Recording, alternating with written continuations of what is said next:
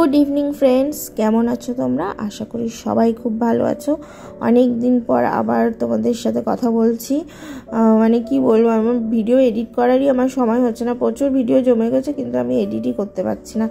এত ব্যস্ত মেয়েকে নিয়ে। আর এমনিও মানে এত মেয়েকে নিয়ে এতই ব্যস্ত যে আমার এনার্জি লস, যারবার এডিট করতে বসবো সেটাই আমি পারছি না। তো যাই হোক, অনেক দিন পর একটা রেসিপি, মানে ইভিনিং রেসিপি স্ন্যাক্স হিসাবে একটা জিনিস বানাচ্ছি, তো ভাবলাম তোমাদের সাথে শেয়ার করি। তোমরা যখন খুশি বানাতে পারো, সেটা তোমাদের ইচ্ছা। এখানে আমি বানাচ্ছি লইট্টা মাছ ফ্রাই, বাটার ফ্রাই যেটা তোমরা বলতে পারো। তো সেই জন্য প্রথমে ব্যাটারের জন্য দেখতেই পাচ্ছ আমি ব্যাটারটা বানাচ্ছি। তো ওর জন্য লাগছে ময়দা, কর্নফ্লাওয়ার, ডিম, নুন, গোলমরিচ গুঁড়ো, আদা রসুন বাটা আর বাটার। ওটা দিয়ে ভালো করে আমি ওটাকে একদম মিক্স করে নেব। বেশি পাতলাও করবো না, আবার ঘনও করবো না, একটু একটু জল দিয়ে দেখতেই পাচ্ছ আমি যেরকম বানালাম সেরকম বানাবে। আর এখানে লইট্টা মাছটাও ম্যারিনেট করে রাখবো, নুন, লেবু, গোলমরিচ গুঁড়ো, আদা রসুন বাটা দিয়ে। লইট্টা মাছ তো এমনি একটু নরম হয়, তো বেশিক্ষণ ম্যারিনেট করে রাখতে হবে না, ওই 10 মিনিট মতো রাখলেই হবে, তারও কম রাখলেই হবে।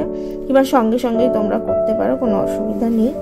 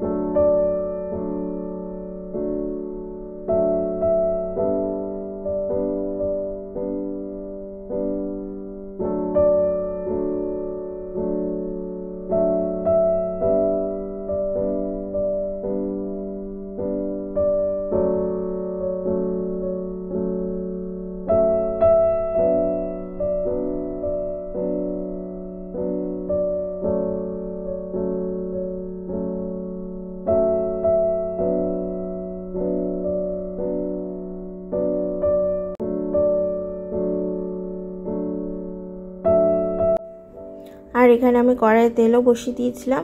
তো তেল গরম হয়েছে কিনা সেটা চেক করার জন্য এক ফোঁটা ব্যাটার দিয়েছিলাম। তো দেখলাম তেলটা গরম হয়ে গেছে, দিয়ে আমি মাছগুলো এবার ব্যাটারে ডিপ করে ভেজে নেব। মানে এত ভালো হয়েছিল না, কি বলবো, ব্যাটারগুলো বেশ ফুলে ফুলে উঠেছিল। আর ভেতরে লইট্টা মাছ তো এমনি নরম, সেটা আর বলার নেই।